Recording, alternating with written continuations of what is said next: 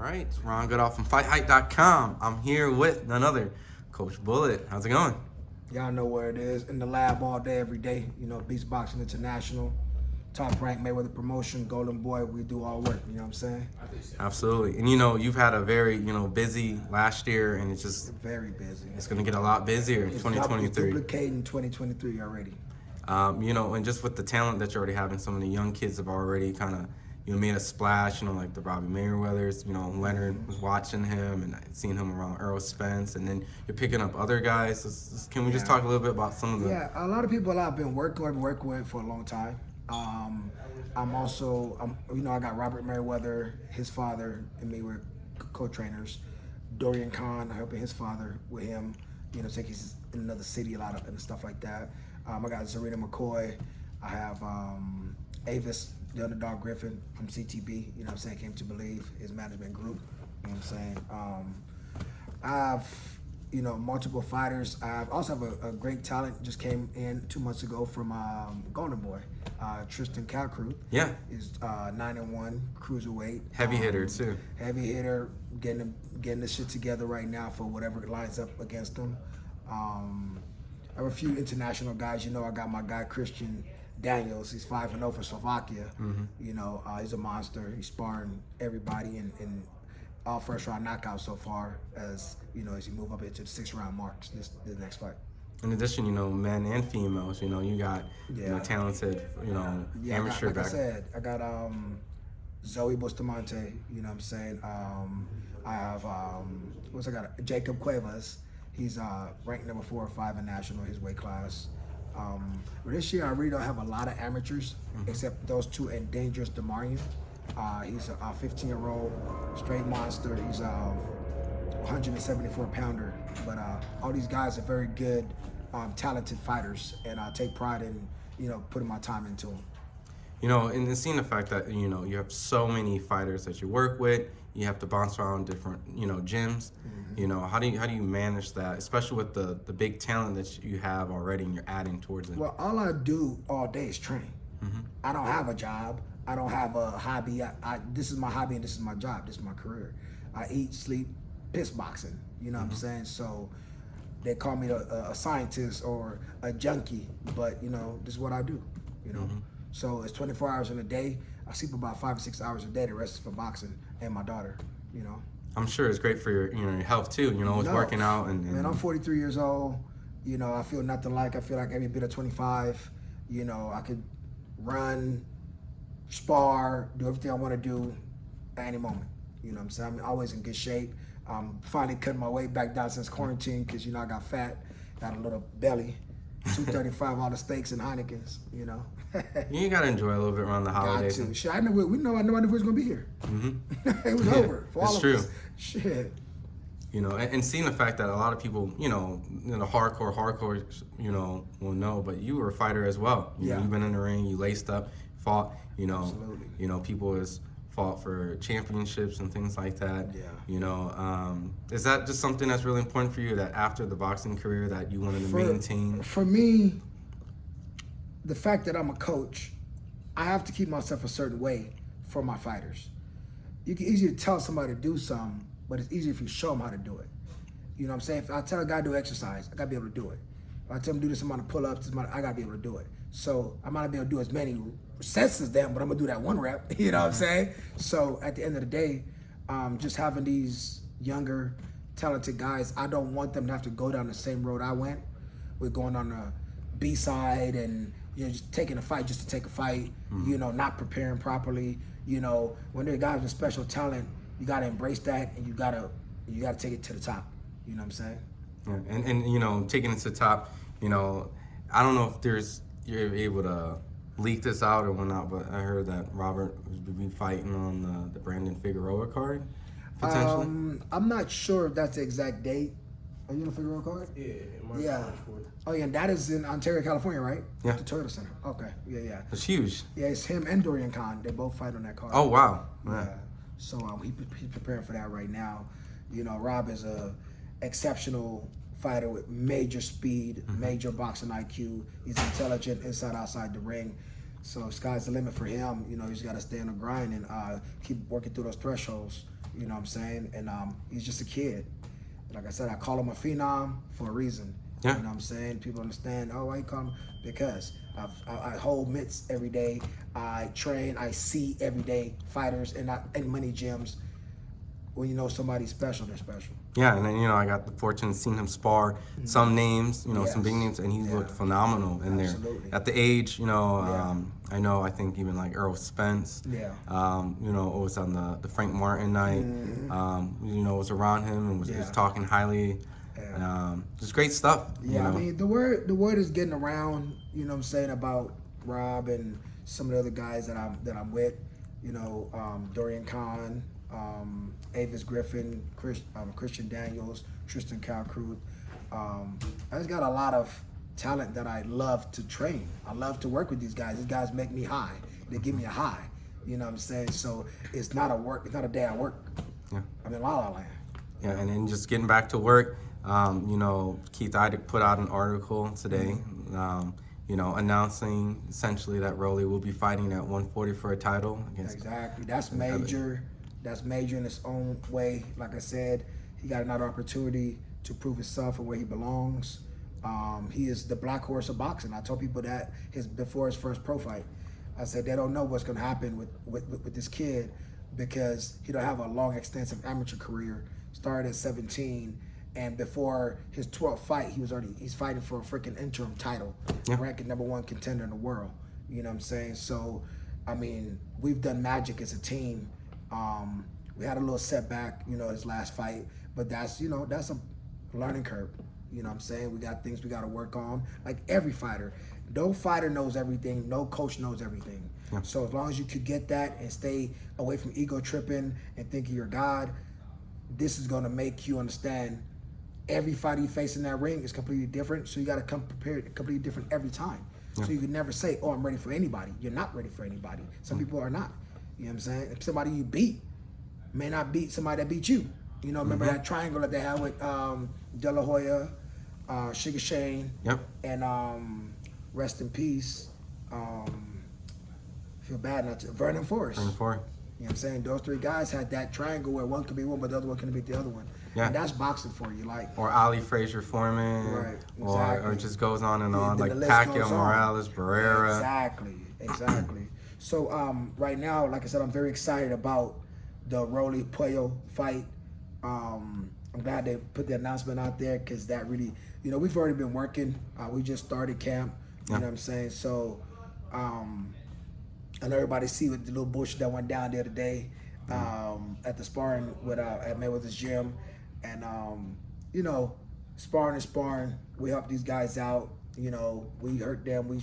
We stop them. We don't post it. Yeah. The code, the ethic is broken in boxing, and that's cool. Now, if you sparring somebody that you don't know and they're not on the same team, and y'all got an issue, drop it. But if you're in the same team or claim to be on the same team and helping each other, the minute you get hurt, we could have posted. We got 6 times you got hurt. Yeah. And 6 times that Rolly's dad or myself asked Rolly to stop, calm down. Tranquilo, suave, Rolly. Chill, to save them. You know what I'm saying? So if they want to go and be petty and clout chase, that's fine. But you don't do that with people that you're in the gym with every day. That's the only part that to me, is deemed more disrespectful than anything. You know what I'm saying? Because, like I said, champ, that motherfucker hit you one time, really for real, and you're gone. I mean, he's working on his speed. He's working on certain things. You know what I'm saying? And some guys just want to have their glory moment. I mean, they act like they want to unite the undisputed championship of the world and made 100 million. I mean, that's how important that was to them to go post that and to break the gym ethics for many, many years. And before, we even came around, that been gym ethics, to not leak videos and somebody going through something like that, you know what I'm saying? And that's the reason why a lot of coaches, and even myself, I don't want a lot of people to videotape or film, but because we around each other every day, we play around. I mean, I help Jahan on certain things, you know what I'm saying? I help a lot of these kids with a lot of things in a lot of these gyms, but they're not my fighters. You know, I don't overstep their coaches, but they ask me to. I'll give them a response, or I give them a little, you know, a nod or a no. You know what I mean? Is it a little like, well, you expressed, but it is disappointing, like the fact that like it feels like a team unit. It was close, like the fact that everyone's always around each other. Yeah, and like, I mean, this Rolly's here. You know what I'm saying? Giving these guys equipment.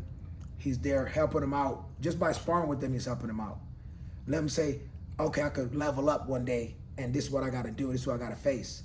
You know, and for him, changing the dog Rolly to being a more people's person Rolly, that's what happened. Now, from this day forward, I'm gonna tell everybody this: if you get in that ring with him, that's it for your ass. Period. I'm not gonna tell him no. His daddy not gonna tell him no to slow down. None of that shit. You know what I'm saying? you know, and seeing the fact that these things are also just clips, don't tell the full story of what's happened into the sparring. I mean, just like, you know what I'm saying, like I said, if I'm petty and I'm like that, I would show the 3 times he did get hurt in that same sparring session. You know what I'm saying? I would show the time before when we stopped the sparring session because he ate a fucking left hook and he couldn't handle it. You know what I'm saying? And then yesterday where he got into survival mode and just threw something just to get Ronnie up off of him, and Ronnie with him banging him out like that.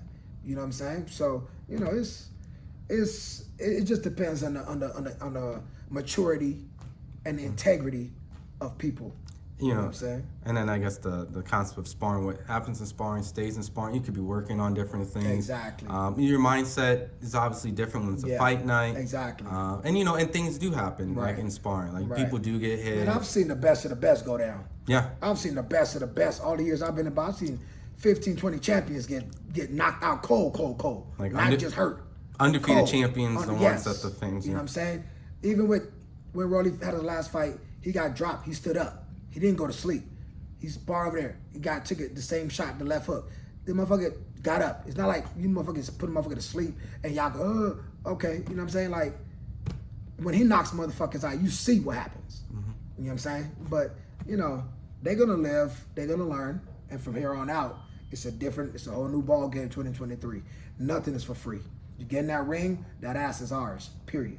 And you know, obviously, you know, the dynamics, you know, there's always going to be people out there that's going to, you know, criticize certain aspects. Obviously, this is something that you guys have trust in the people. You assume that, you know, people come in the gym all the time. We know the code. So it was very shocking for these things to come out. It was kind of like something that wasn't planned. Right. I mean, we got people like FightHype, like Boxing Voice, like all these major casts and these major companies that are in the gym every day. They don't do things like that. You know what I'm saying? And for me to have to even go have a discussion about this to the people that I'm around every day is very, very disrespectful, and it's very like, it's unbelievable. You know what I'm saying? Does that change the dynamics how you guys do camp now? Like 150%. If you're not on my team, if you're not in the gym with us, or you're not sparring, go outside, go to the lobby. You know what I'm saying? Period. Because stuff like that, you know, there's no room for that in boxing. But like I said, if you're opposite team, if you don't know who this person is, y'all going at that war and y'all talking shit and and it's like that, hey, do what you gotta do. But when somebody's working with you and you end up getting that opportunity, that shows the type of person that you are. You know what I'm saying? And it's cool. You know what I'm saying? They know, you know what I'm saying, what time it is for real, you know? You know, and seeing the fact that, you know, the footage has been leaked out and put out, do you have an idea how or who or whatnot? Like Well, it was a few of the kids in the gym. I trained a couple of them, and they moved on to Otis because they want to be signed to Mayweather one day. They think that's the road. Anyways, you got to perform. So it was either between Jorian or the little Asian kid, Ethan. That leaked it, because I saw the shoes, the blue shoes and the red trunks. You know what I'm saying? I know exactly who it is. You know what I'm saying? But at the end of the day, I don't know who gave permission to do it. You know what I'm saying? It's one thing to have a video, and it's another thing to post it. Mm-hmm. You know what I'm saying? Then when you see other people post it, you know what I'm saying, where you sitting there helping them, you know what I mean? It's like, okay, good. So now we're back to beast boxing. Mm-hmm. Now we back to fuck everybody, and you line your ass up, you're gonna get fucked up. That's it. You know, and just seeing the fact that like you know, you guys always turn like things into great promotions, positive things, excitement. The fact that it could have been anybody, you know, it doesn't really make news, but the fact it's Rolly. Anytime Rolly name touches anything, because Rolly has more haters than any of these fighters right now because of the path that he's taken and the quickness that he's got to the top and the awkwardness of his style and the way he makes noise, and people just hate everything about him, and then some people love everything about him. So it's like a 50-50 on the fan base. But like I told Mayweather channel, I was like, listen, your haters are your best friends.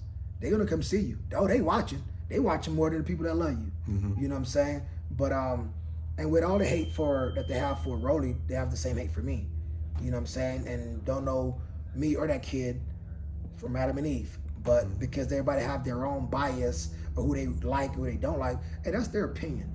If you don't know me, you don't like me, I cannot dislike you because you don't know me.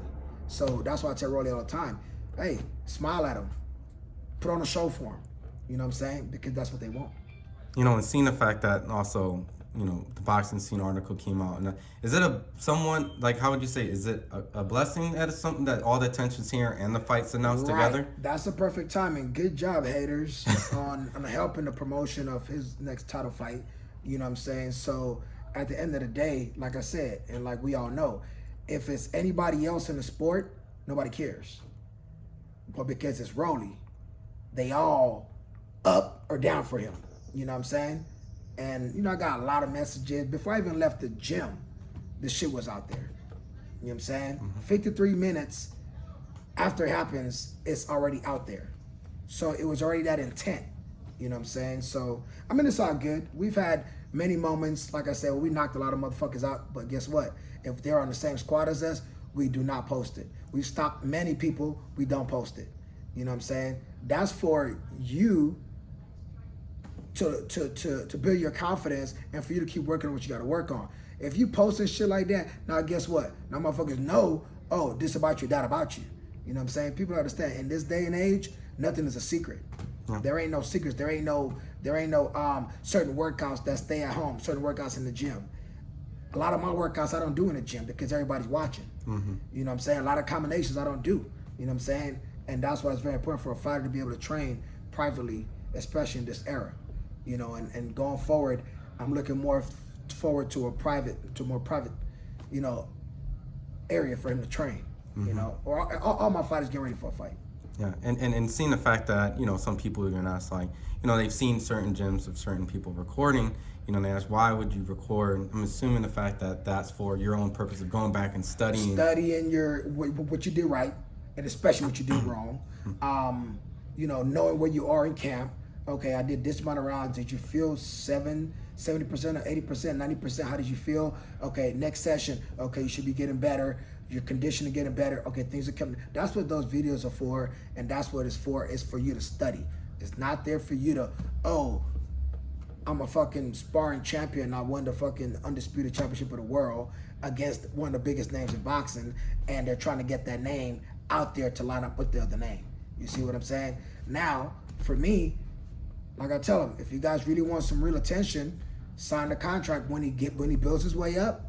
Let him sign the contract, and then we'd be happy to tap that ass with 8-ounce gloves on. You know what I'm saying? You know, and just asking for, like, you know, you seem like you take the high road in this because you mentioned you had clips of this. What makes you not want to do like an eye for eye or fire for fire? Because I'm keeping my ethics. I'm keeping my code with trainers and coaches around the world. I do a lot of international fighters, a lot of fighters from across the nation. People trust me. I trust them. Just because one person is untrustworthy, it's not gonna make me do it. You see what I'm saying? So at the end of the day, you know, I have to take that road. You know what I'm saying? I'm already the bad guy. I'm already the guy that, oh, he don't know how to coach. If I don't know how to coach, I get a motherfucker to a title. You know what I'm saying? 12 fights into a world title in 14 fights if I don't know how to coach. If I don't know how to coach, I would got all these talented fighters that's on their way up undefeated. You know what I'm saying? When most of these coaches got 2 fighters, 3 fighters, or 1. You know what I'm saying? Y'all do the math.